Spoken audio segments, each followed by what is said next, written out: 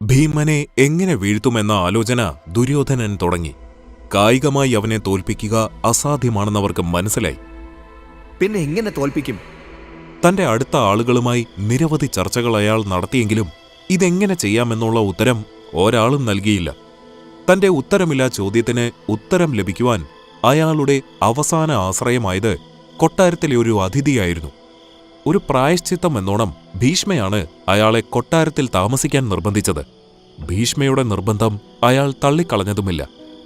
പറഞ്ഞു വരുമ്പോൾ ദുര്യോധനന്റെ അടുത്ത ബന്ധുവാണ്. ബന്ധുവെന്ന് പറഞ്ഞാൽ തന്റെ അമ്മയുടെ സ്വന്തം സഹോദരൻ ശകുനി. കായിക ബലം കൊണ്ട് അവനെ തോൽപ്പിക്കാൻ കഴിയില്ല എന്നാണെങ്കിൽ ബുദ്ധി കൊണ്ട് വേണം അവനെ തോൽപ്പിക്കാൻ.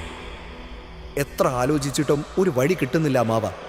അമ്മാവൻ എന്നെ ഒന്ന് സഹായിക്കാൻ കഴിയുമോ? ഭീമനെ ഒന്ന് പേടിപ്പിച്ചാൽ മാത്രം മതി. ഭീമനെ അല്ല പേടിപ്പിക്കേണ്ടത്, അവൻ മുഖേന ബാക്കി 4 പേരുമാണ് പേടിക്കേണ്ടത്. അവരെ വിശ്വസിക്കുന്ന നാട്ടുകാരാണ് പേടിക്കേണ്ടത്.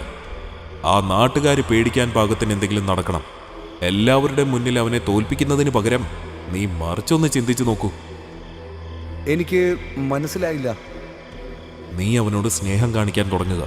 നിങ്ങൾ സുഹൃത്തുക്കളാവുക. നിന്നിൽ അവന് നല്ല വിശ്വാസം വന്ന നിമിഷം ഞാൻ നിനക്ക് തരുന്ന ഈ മരുന്ന് അവൻ അറിയാതെ അവന് നൽകുക. മരുന്നുകൊണ്ടെങ്ങനെ? ശകുനിയുടെ കണ്ണുകളിൽ നിന്നും അവനത് മനസ്സിലാക്കി.